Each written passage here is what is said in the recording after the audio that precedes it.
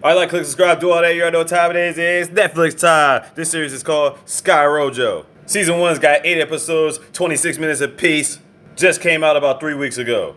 So let's talk about the first episode, Red Leather Sofa. So here driving through the mountains, I guess the location is Madrid. Pulling up to the strip club in a red car, which is actually called the Private Striptease, is this lady named Coral. She used to be a housewife. She was also a biologist. So you think to yourself, how did she get into the ways of stripping? And this is her pimp, Romero. I like to call him Romeo because that's how it's spelled. But anyway, we'll talk more about him in a minute. So we got our girls Coral, Gina, and Wendy all sitting on the red couch. Just like the title of the episode, right?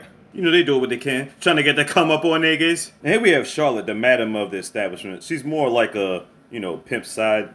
Basically, the only lady that's not doing sexual favors in the club. So it's one particular day, everybody's chilling up on the rooftop. I guess they were supposed to have a full day off within the last couple of months, but then you think to yourself, like, if it's their day off, why are they still at the building? Maybe just to be on standby or whatever. Well, anyway, we go back to Romero. It turns out he wasn't staring at Carol. He was actually at a gravesite where his wife was buried. I think her name was Carlita. So here we get a flashback scene on Carol when she first got started. Basically, the job interview. And I feel like he's just testing her when he asks her, like, what would you do? Would you suck my dick right now for this job? And she's like, no. So he's curious. He's like, why not? She says, simply put, because I don't mix personal and professional business. And by the look on his face, that's exactly what he wanted to hear. Then they show her doing her job with a list of clients. It's YouTube, so I'm not going to put you through all that. Well, anyway, back to present time, Romeo made it back to the club. He had put up a closed sign due to the death of his wife, but then he was like, you know what, fuck that, take this shit down, I'm coming back to work. I guess he felt the best way to get over death is work. But what about the strippers, man? You promised them off, man, that's kind of fucked up. So he calls them all back down from the rooftop. They all getting ready. Carol pops in the room and gives her condolences to Carlita.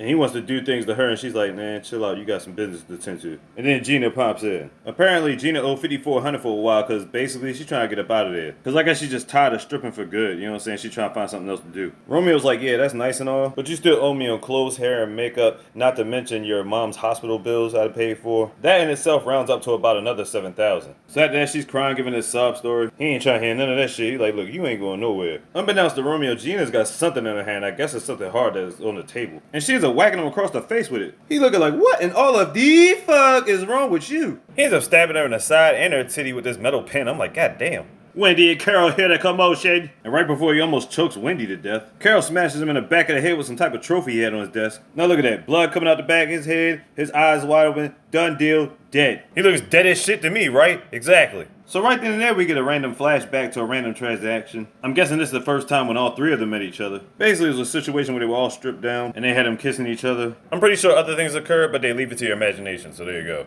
Meanwhile, back in real time, the situation. So basically they gotta sneak past everybody to get the fuck up out of there. Then they see Carol like, oh shit. I mean Charlotte. They're like, fuck it, let's just get the hell out of here. They hop in the pussy wagon. I mean the striptease deluxe. Got me thinking about Kill Bill and shit. And they up out of there. Now Wendy's driving, they don't really have a destination. Gina talking about she gotta get to a hospital. Carol's like, Wendy's like, no man, y'all just kill somebody. Like, we ain't doing that. Then Carol's talking about, maybe he's not dead. You know it was in self-defense, right? I'm like, really? He's not dead? That's what you think? Then Carol forces Wendy to turn back around just to make sure. Carol used to be a biology major, so he has some brains, right? I'm pretty sure this is not a smart fucking move. Well anyway, they go back to the club to check on it, and everybody's outside of it like, what the fuck? Yeah. So if nothing else, that should give you an indication, yes, this nigga Romeo is dead. And then here comes Charlotte. Oh shit, she about to charge at the car with a big fucking machete. She was trying to back up, but the truck was coming, so then she went forward instead and ends up hitting Charlotte head on. She flipped over the car, somehow survived, but then got hit by that fucking Mack truck. God damn. Okay, Carol, now that Romeo and Charlotte is dead, can we safely assume y'all need to get the fuck out of there? In which they do. So Gina still got this metal pin in her titty. I'm like, damn, that shit hurt. She tells her she gotta get to some type of doctor, but we can't go to no hospitals because, obviously y'all just killed 2 people, so. Then we get to a flashback of Carol popping pills and drinking, and she's thinking about one of her favorite clients who happens to be a veterinarian. So back in real time, she's like, hey, it's either a veterinarian or she bleeds out, so it's like, the fuck. He's resistant at first, but Wendy convinces him so. They get her in, get her on the table, he gets the pen out, and he's like, look, she needs some surgery, so she's gonna be here for a while. As the doctor's about to give her some anesthesia, she's like, nah, don't do that because I'm pregnant. That's news Wendy and Carol don't even know. Back at the club, Romeo squad niggas is pissed off, and you know they gonna be hunting our girls down. And our girls just chill back and reflect off the events that's been happening. And that's the first episode for you. You had 3 full-time strippers that killed their boss, ran the madam over with a car. You know the henchmen gonna be looking for him and shit. This show gonna be fucking lit. Sky Rojo on Netflix. Check it out. Like, click, subscribe, do all that. You already know what time it is. Slick DZ out the easy mister. Big, you got this slogan.